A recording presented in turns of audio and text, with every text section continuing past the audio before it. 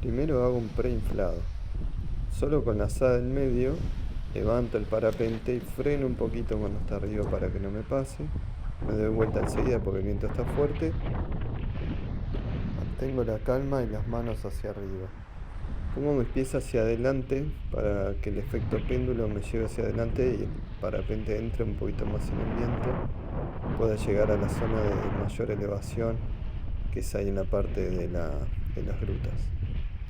Me muevo hacia la derecha un poquito, despacito, y ahí ya estoy en el área donde más gano más altura y ya estoy volando. Un éxito.